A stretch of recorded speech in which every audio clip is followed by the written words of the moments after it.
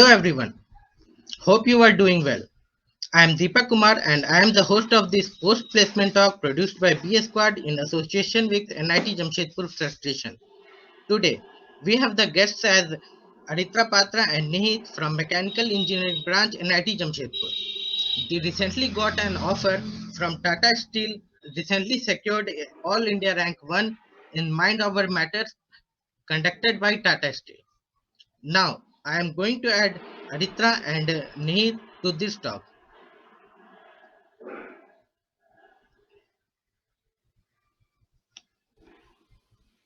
Yeah. Hello Hi, Thank you, Aditra. Nihit. Deepak. Hello Nihit. Thank you, Deepak. Hello Shivam. Hello, Deepak. Hello, Shivam. Hello, Deepak. Hi, guys. Okay. Okay. Now I will take the back seat. You guys talk. Okay, so hello all. I'm Nihit, a mechanical engineering final year from NIT Jamshedpur. Hello, And everyone. I'm Aritra Patra from Mechanical Engineering 2018 batch, NIT Jamshedpur. Hi, guys. First of all, congratulations to you both for Tata Steel. thank you, Shivam. Thanks. तो सबसे पहले मेरे को बताओ कि what was the challenge mind over matter क्या है ये? माइंड ओवर मैटर एक एनुअल कंपटीशन है जो टाटा स्टील ऑर्गेनाइज करती है। ये इंडिया के सारे NITs, IITs और बिट्स और कुछ और भी GFTIs के लिए होता है। इसमें टाटा स्टील हर साल 10 या 11 चैलेंजेस देती है जिनका सॉल्यूशन आपको प्रपोज करना होता है और on the basis of that आपको इंटर्नशिप मिलता है एंड अल्टीमेटली प्लेसमेंट वो PPO ऑफर करती है टाटा स्टील टॉप 3 टीम्स को। अच्छा, तो ये कैसे पता चला था तुम लोग को?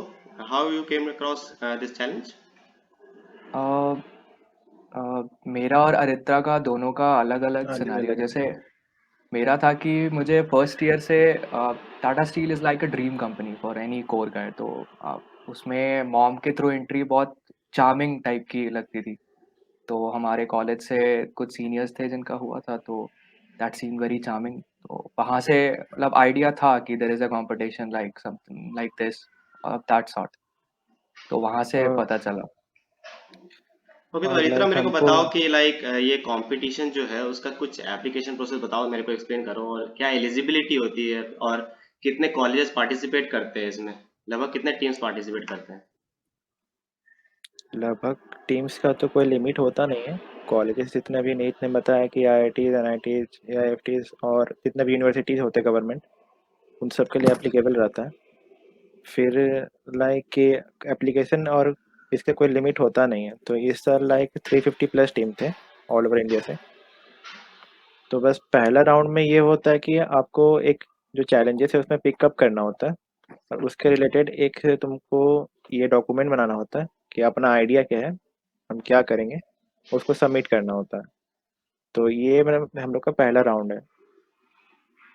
फिर ओके। आगे के राउंड में हर एक टॉपिक से आपको 5-5 टीम चूज़ किया जाता है ऑल ओवर इंडिया में, जो बेस्ट 5 लगे। उनका फिर रिटन टेस्ट होता है। तो रिटन टेस्ट के बाद जैसे 10 टॉपिक है, 10 टॉपिक में से हर एक टॉपिक के लिए एक टीम चूज़ किया जाता है, वो लोग को इंटर्नशिप ऑफर किया जाता है। एंड देन आफ्टर इंटर्नशिप आपका ये होगा कि एक प्री प्लेसमेंट के लाइक एक प्री प्रेजेंटेशन होगा जिसमें सारे प्लान के मतलब टेक्निकल हेड और जो भी हेड रहते हैं वो सब आएंगे, आपको एवेल्यूएट करेंगे। उन्हीं टॉप 10 टॉपिक में से टॉप 10 टीम में से टॉप 5 टीम को फाइनल में भेजा जाता है, जो कि फाइनल जो हाईएस्ट अथॉरिटी है टाटा स्टील के उनके सामने प्रेजेंट करते हैं। जिसके बाद ऑन द स्पॉट आपको रिजल्ट मिलता है। ओके। ऑल इंडिया चीफ्स के सामने प्रेजेंट करना हाँ, होता है। 3 जजेस जितने होते भी हैं टाटा ऑल स्टील के इंडिया हेड चीफ हैं। टाटा स्टील के।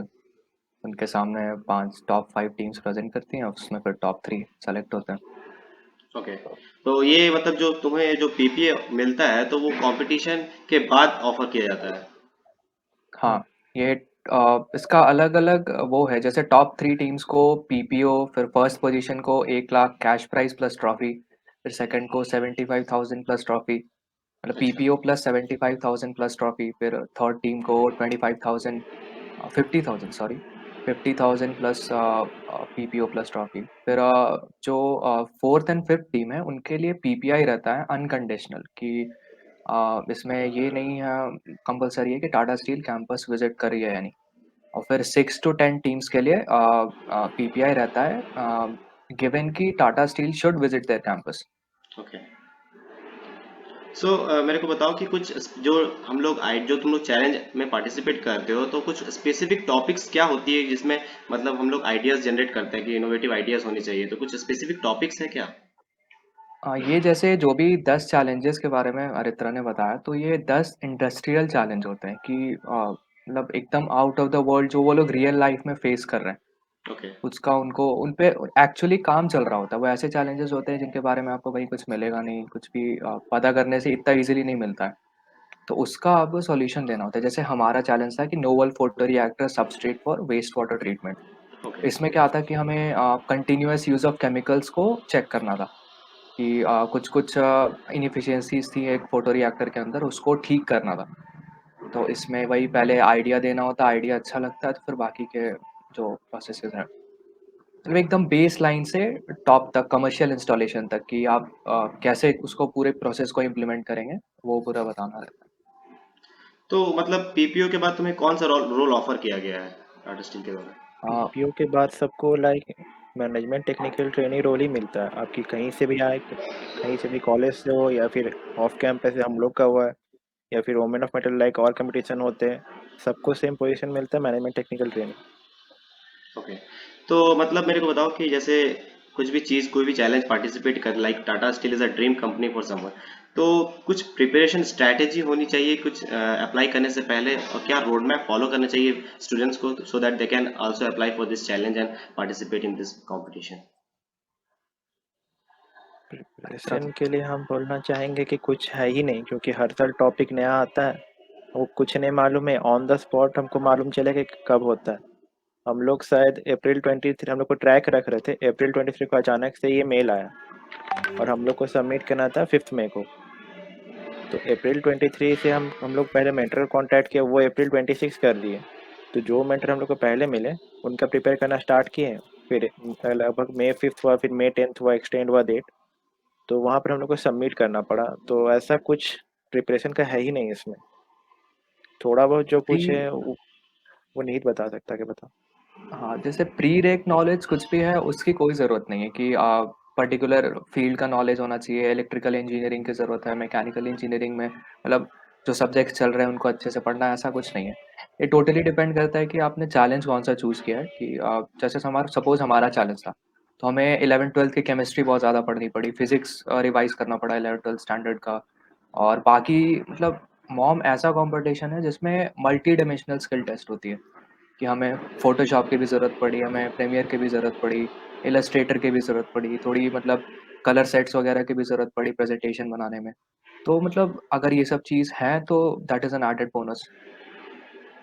जैसे कुछ लोग होते हैं कि जैसे जानते हैं चैलेंज होता है, चैलेंज में पार्टिसिपेट नहीं करते हैं, लेकिन कोई मोटिवेट नहीं हो पाते हैं कि, तो क्या मोटिवेशन देना चाहोगे व्यूअर्स को कि ताकि वो लोग भी मतलब चैलेंज पार्टिसिपेट करें? ऐसा लगता है उन लोगों को कि नहीं, क्या करेंगे, क्या होगा इससे? मॉम के लिए तो मैं आई शुड से कि बहुत ही अलग एक्सपीरियंस रहता है, बहुत ज़्यादा। और मॉम के बाद एकदम बहुत सारी स्किल सेट ऐसी सीख जाते हैं कि मतलब ओवरऑल एक होता नहीं है कि कैसे बोले उसको, एक किसी प्रॉब्लम को देखने का जो व्यू पॉइंट है वो चेंज हो जाता है हम्म। कि आप जैसे इससे पहले बहुत सारी चीज़ें मतलब नहीं मालूम थी, स्कूल वाले प्रेजेंटेशंस की आदत थी, बट इतने बड़े लेवल पे एक कॉर्पोरेट प्रेजेंटेशन देना, तो उससे बहुत चीज़ें एज आई सेड कि मल्टी डायमेंशनल स्किल टेस्ट होता है, तो वहाँ पे आपके पास वो प्रेजेंटेशन, कम्युनिकेशन स्किल्स, वो इंटरपर्सनल स्किल्स वो होना ज़रूरी है।